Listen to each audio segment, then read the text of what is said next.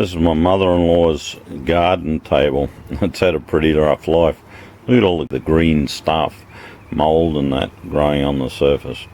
I'm going to give lemon peel a go. I'm interested to see if it'll pull it off and clean all the old brown crap off it. And I want to oil it. I think I can achieve it. Started the first step to see if I can restore this tabletop. Put lemon peel paint stripper on it, and I can see it's already starting to lift. Paint will be interesting to see if it'll lift the green. But see how it's working through this. What? Yeah, it's already lifting. I don't think it's going to take too much to bring it up. I reckon I can make this old tabletop look beautiful again. So I put the lemon peel on. Now I've put some plastic over it just to hold the moisture in. That way it'll last longer and it'll keep working while ever the surface is moist. Let it dry out and the stuff stops working. You can say to get it reactivate it, just put some more lemon peel over the top and away you go. So we'll leave that an hour or so. I put that on about 10 minutes ago. We're now looking at 14:36. I'll walk away and do something else and come back later. I put the lemon peel on at about 2:30 this afternoon. It's now about 5 p.m. and we had to put a second layer on because what happened, the timber's so porous that it drew the moisture out and soaked it right in. But we put a second coat on, and if you look, see how it's peeling it off? It doesn't go jelly like others, but you dig down and it's taken the soft part of the timber off, that top layer of timber. Look at that. So we're pulling all that off. Now with this stuff, it's non-toxic. It's only the paint you pull off with it that causes the problems. So what you do, you get a newspaper or something and put it into. So how's that, eh? Look at that. Oh, we've got a bit of rot here. Look, she's gone to custard. Poor old table's nearly dead. I reckon and for a few days time this thing will be looking beautiful. You'll never know it's been sitting out in the weather. And just to prove it to you, I'm going to leave that half shitty and I'm going to get this part looking beautiful so I can show you a direct comparison. The other day I did this tabletop and I've deliberately left half of it looking manky and half of it finished off. I used our lemon peel paint stripper on half of it. You can see how it was before, and there's the after. All I'm going to do is a bit of coarse sanding here and then hit it with our Aussie clear oil. I reckon that's going to come up beautiful. I might even do the grey deck cleaner before I do that, because that may take some of the crap out of the guts of it in these holes and that. And so I might even do that before no, I won't. I'm just going to sand it and get the Aussie clear onto it, and that'll look magnificent. Bit more on the table resto. This piece, the screws are absolutely stuffed and someone had put a nail in, so I pulled that off. This is our centre beam here. The bolts were pretty well rusted through. These two tackers here, I'm going to go up to my local hardware store and get a couple of just gal ones to replace them. I'm going to replace these fellas here and pull them up tight. I've replaced quite a few of the screws with silicon bronze. This is what they look like, if not worse, when they came out. Threads all stuffed because the moisture gets in because it hasn't been oiled for ages. I replaced them with silicon bronze. Silicon bronze is as tough as mild steel, but it won't rot. So I get them at the right price. It's cheaper than me going to the hardware store and buying stainless steel or gold nails. So I used them, and they're really good stuff. The table will be well and truly stuffed and I'll still be going. You'll also see someone's put some bits of timber on. They were useless as tits on a bull. Same with this piece here. I'm going to pull that back off so I can get the oil in it. Once I've finished, this will be tough as nails. A lot of people would say, why are you doing it? The reason why, one, to show some brother-in-laws I can fix a manky old table, make it look like $1 million. The second one, I can show off our products that are really neat and good stuff. And the third one is, I'm an environmentalist. I don't like seeing stuff thrown out for the sake of throwing out, because people are too lazy to do a bit of work on it. They'll go and buy something new. What happens then? Electricity to cut the timber, to make the nails, do all the rest, assemble it, and so on. We're a throwaway society. That's part of our environmental problem. Restore. It'll last you a lifetime. A couple of other things I've done. When I put the bolts back in, this arm, I put a bit of perb on in there. This stuff's brilliant. 20-minute clamp time, and it's locked there for life. So this leg won't go anywhere again. I've done the same with the other end. See, it's foaming out. And I even put a bit in this joint. So I put new bolts in. I put washers on the back so the nuts can't pull in and everything loosen up. Even in there I put a washer on. Notice over here, nuts all pulled in. Now it's stuffed. And it's let it go all wobbly. This side, look, nice and rigid. Wobbly, rigid. By the time I put this back together, it'll be like new. Well, not quite. It'll look a bit vintage. How's this? A table that doesn't rock. Sanded. So I've done one half, and I've sanded it now, and I've cleaned up the grooves. Now I'm going to throw some Aussie Clear on, and you watch it jump out at you once I get a coat. This will take 2 or 3 coats to fill in. Easy. Right, we're going to put the Aussie Clear on. Straight from our tin. Oh, look at this. Oh, she's going to soak it up.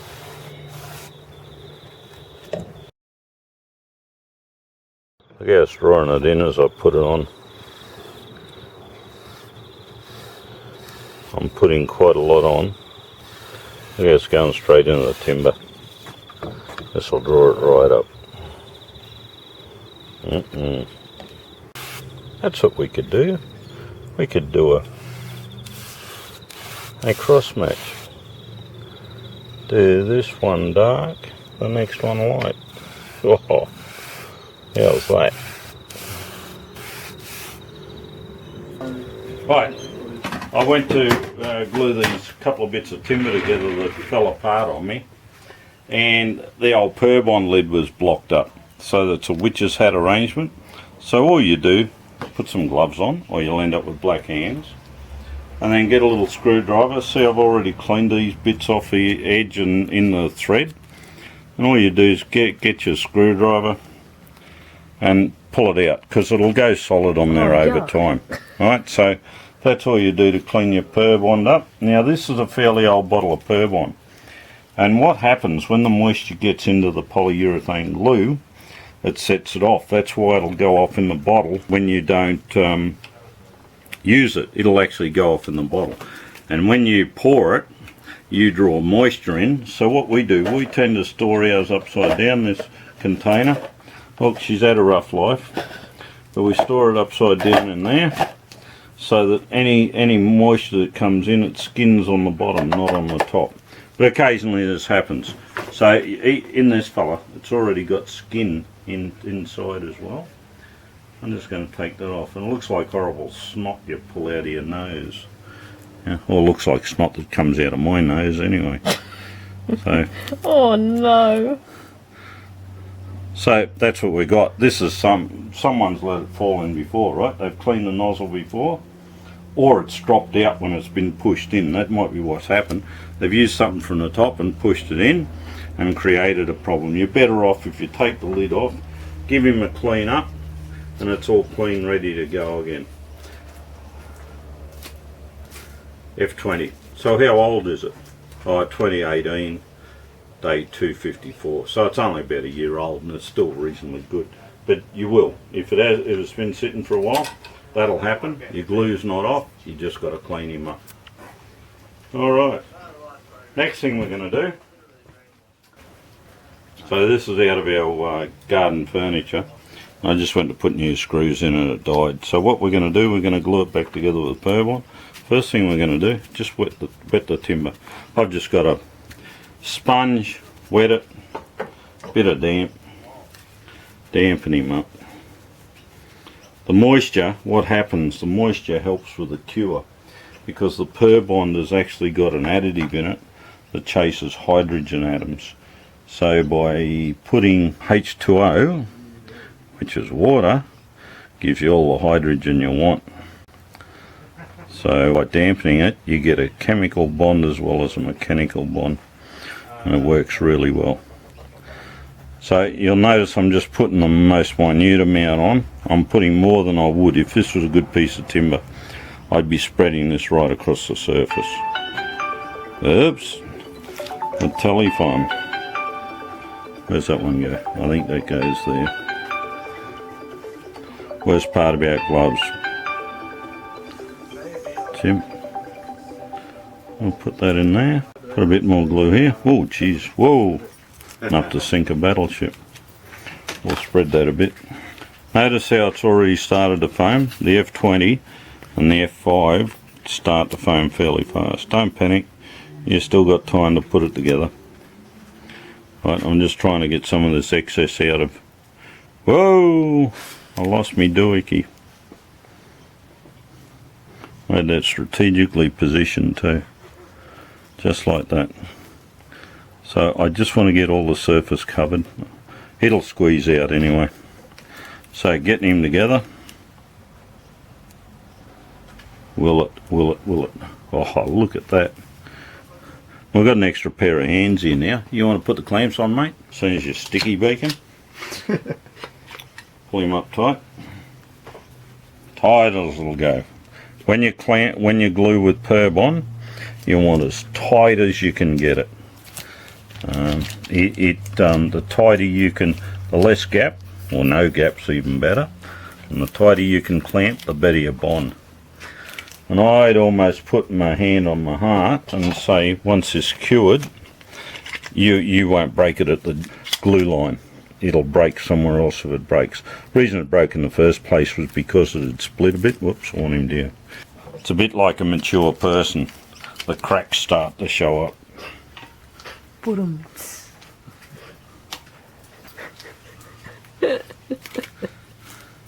There we go. Oh, we've got way too much glue.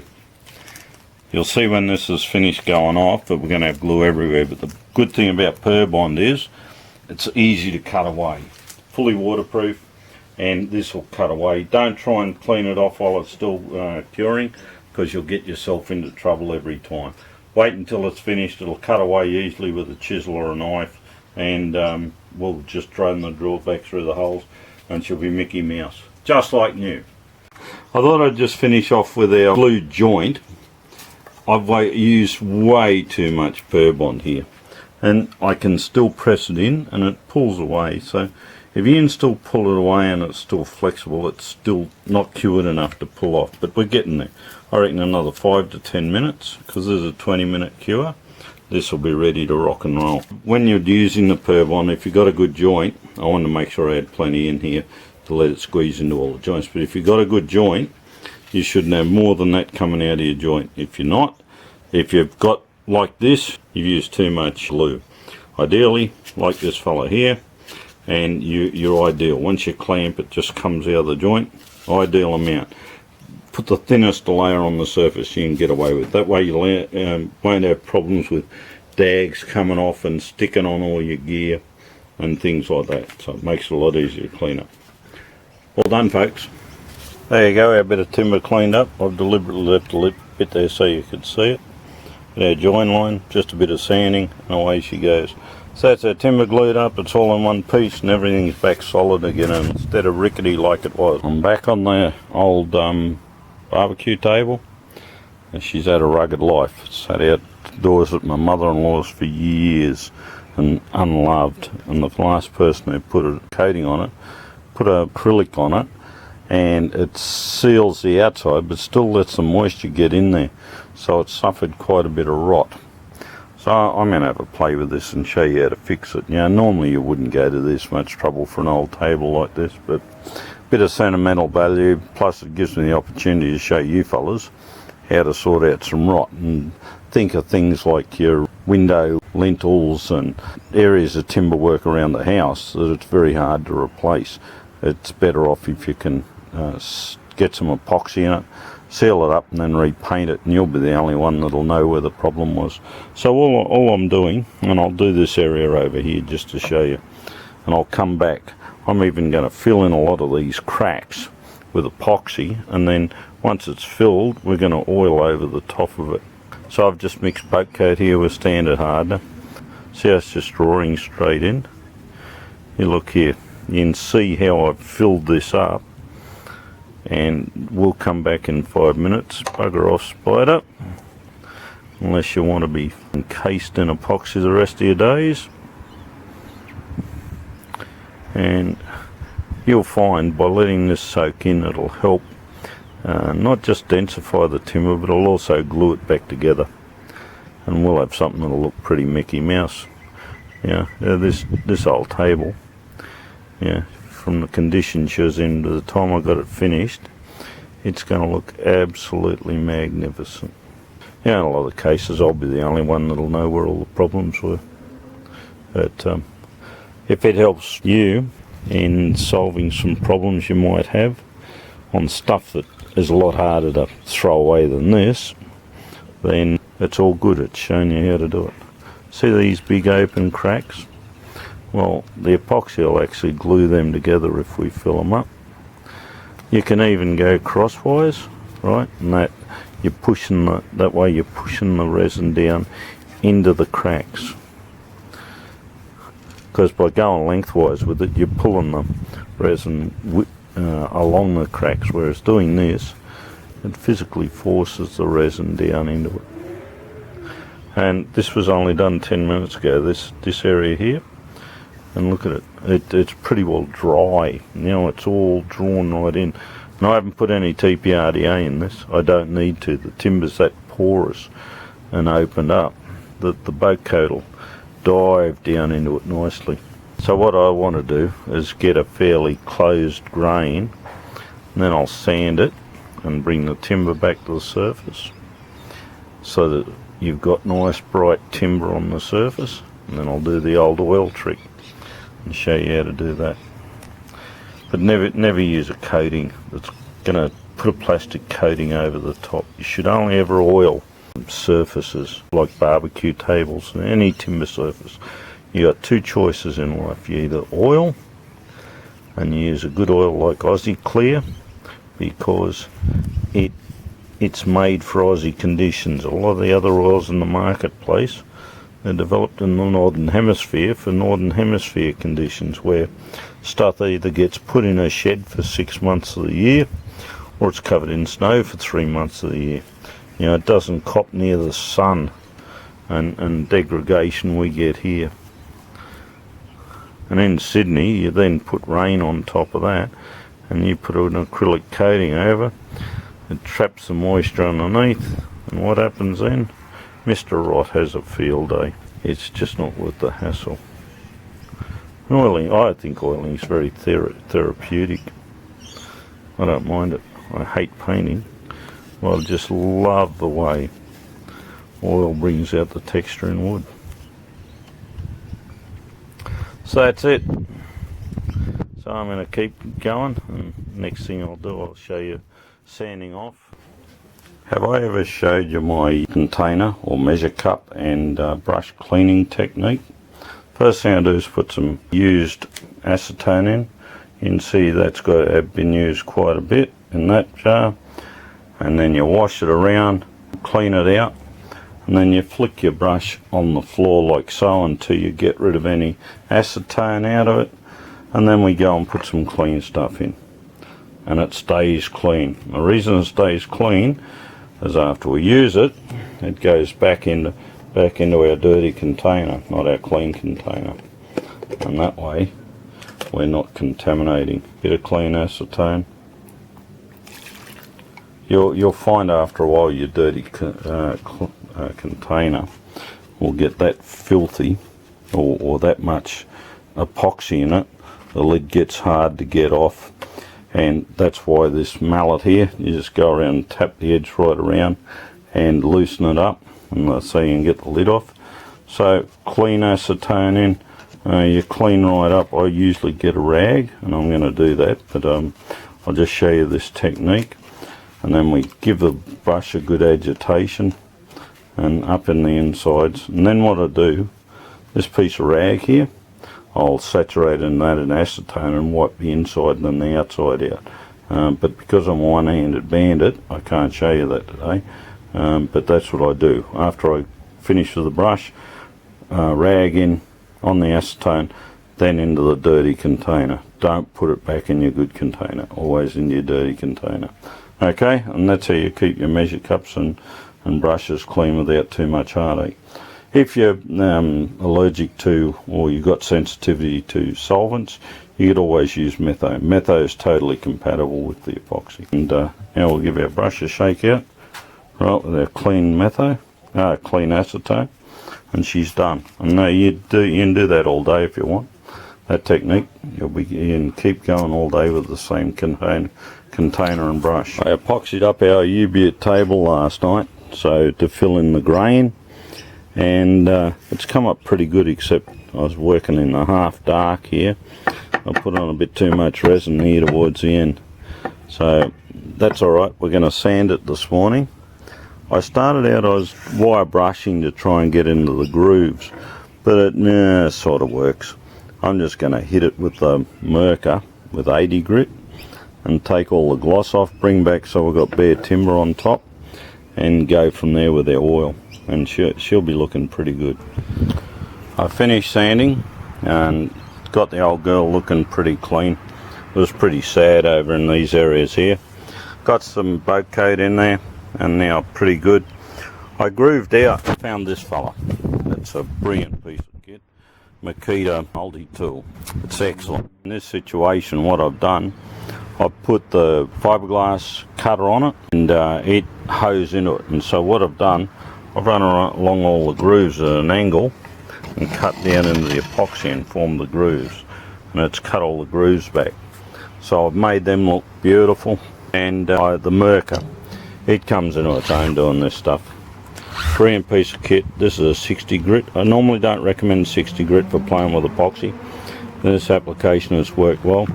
And these fellas, look, I've been pressing down on the edge of this, but I'll just turn him off. And I've been pressing down on this, and look, I've cut the disc right back. But the brilliant thing about these fellas, look how hard that is to pull off. But the pad saver does it, this fella here. They're really neat. Abranet pad savers and Abranet discs. You can't go past them when you're playing with epoxies, they work really well. So, I'm happy that I'm going to hit this with some oil. And you watch it come up. I was surprised how much the epoxy soaked in on this middle beam. I spent ages trying to get it off, but it's soaked in that far. The epoxy has down into the cracks. There's quite a bit of it in there, and it took quite a lot to sand it down to where it is now. So that's how much the epoxy soaked down into it and densified the timber. Amazing. Anyway, so next one you'll see some. How's this? I've finished sanding our table and I'm putting Aussie Clear on. I've done 2 boards. One on the right is just as sanded. One on the left, the badly deteriorated ones, has got epoxy on it. So as you can see, I bought the bare timber back in the epoxy side, and you'll find it'll draw in the oil as well. The idea to do this is, in a resto like this, you don't seal the top and not the bottom, because the boards would go do all sorts of horrible things.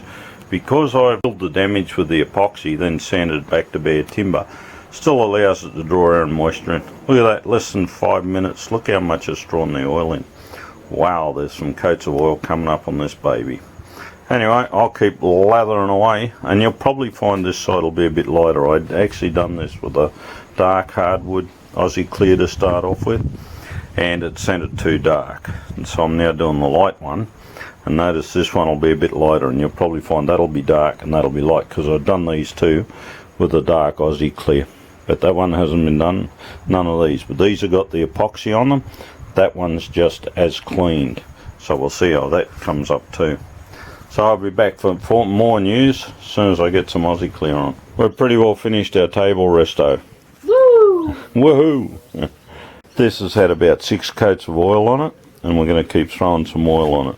As soon as it stays wet, there's no point putting any more. You'll find this side we won't get much more oil into it because we've put a whole heap of epoxy into it, and it won't draw in as much. Whereas this side, the one right over the other side, it's had no treatment at all until I started putting oil into it last night, and it'll keep soaking the oil up.